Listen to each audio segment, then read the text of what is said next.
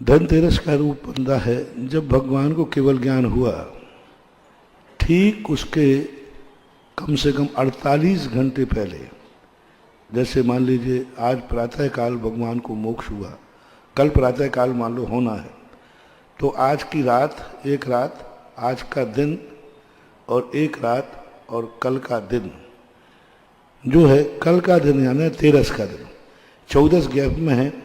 तो दिवाली जिस दिन मनना है उसके एक दिन बीच में गैप करके और एक दिन पहले तेरस धनतेरस मानी जाती है।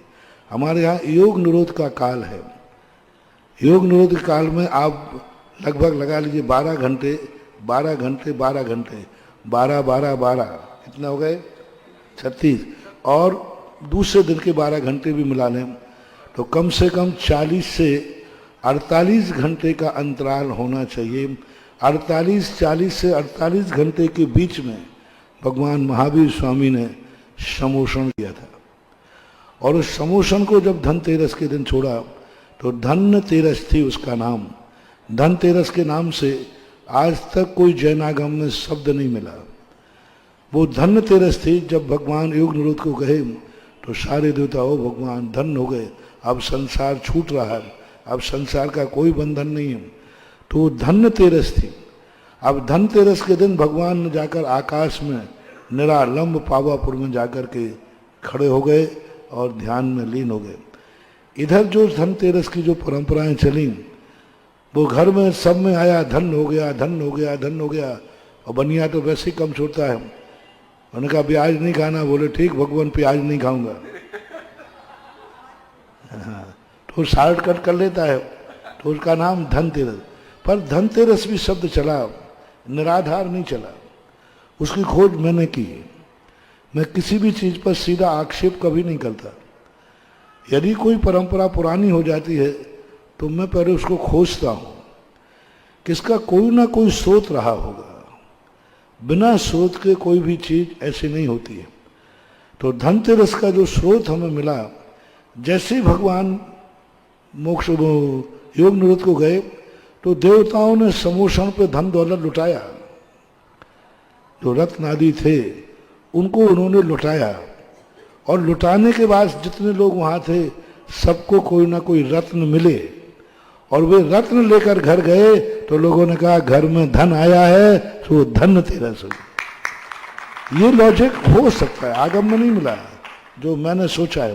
क्योंकि भगवान के समोषण के बाद देवता खुशी से धन दौलत आदि लुटाते हैं, निछावर करते हैं, तो वो शायद धन लेकर आए हों, उस कारण धनतेरस बनी हो।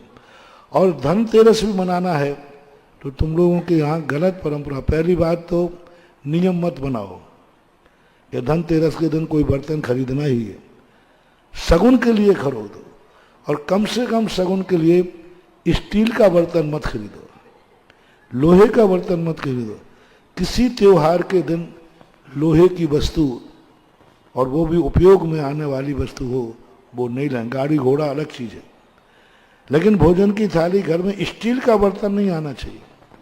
चाय भली आप तांबे का लाओ, चाहे आप पीतल का लाओ, सोना चांदी लाओ, रत्न लाओ, लेकिन स्टील नहीं आना चाहिए। क्योंकि स्टील लोहा है, स्पष्ट लोहा है। अब लोहे के बर्तन का कोई औचित्य नहीं बनता है। इसलिए इन सब चीजों पर, और फिर धनतेरस के दिन जब वहां है समोषण के स्थल पर दीप का, कुछ पंडितों ने एक चर्चा सागर है शायद उसमें कही, उन्होंने कहा जब समोषण का विकृत हुआ तो उस स्थान पर उन्होंने दीप स्थापित किया। तो आप लोग धनतेरस के दिन अपने घरों में कम से कम 5 दीपक जला सकते हैं। धनतेरस के दिन सुबह अथवा गोधूली में 5 दीपक लगा करके धनतेरस मना सकते हैं। और सामान आदि जो आपको खरीदना है उसके लिए खरीदने की मनाही नहीं, स्टील भी खरीदो, लेकिन शगुन मान के मत खरीदो। एक सामान आपको खरीदना है कि भाई स्टील लाना है, बर्तन लाना, टंकी लाना, कोई आपत्ति नहीं, लेकिन शगुन मान करके लाओ तो स्टील शगुन के रूप में नहीं आएगा। खरीदारी में बिल्कुल मना नहीं, नहीं तो सारे स्टील के बर्तन वाले कहें महाराज जी आओगे। तो मैंने कहा बर्तन खरीदने की मनाही नहीं है, सगुन के रूप में मत खरीदो। आप खूब स्टील लाओ, टंकी लाओ, बर्तन लाओ, चम्मच लाओ, डिब्बा लाओ, लेकिन यदि सगुन मान के ला रहे हो तो बस सगुन का नाम लोहा नहीं हो सकता। तो 5 दीपक जला करके और भगवान के धनतेरस का रूप मना सकते हैं, इतना ही उल्लेख है।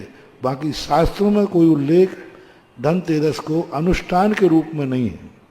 14 के दिन भी आप वही 5 दीपक जला सकते हैं, क्योंकि भगवान अभी ध्यान में लीन है, योग निरुद्ध कर रहे हैं। हम दिवाली तो मैंने बता ही दिया, इतना ही उल्लेख है। धनतेरस का जैन दर्शन में कोई विशेष उल्लेख देखने को नहीं आया। एक लोक परंपरा बनी तो इस ढंग से उसको धार्मिक रूप दिया जा सकता है। महाराज जी, एक पीडीएफ फाइल सब जगह घूम रही है जो पिछले वर्ष आप ही के आशीर्वाद से प्रसारित हुई थी, उसमें इसकी एक पूजन भी बनाई हुई है धन्यतेरस की, धन्यदिवस की। हाँ, धनतेरस की समोषण में जो होता है पूजन आप कर सकते हो। घर में बैठ के नहीं, मंदिर में बैठ के कर लो, या घर में बैठ के करना है तो घर में बैठ के करो। कभी कभी क्या होता है, जब कोई व्यक्ति लोक परंपरा चल जाती है तो लौटाना मुश्किल हो जाए तो उसको धार्मिक रूप दे दिया जाता है, जिससे लोग मिथ्यात्व की तरफ न चले जाएं। इसलिए धनतेरस के ऊपर जो पूजा है बहुत अच्छी पूजा है।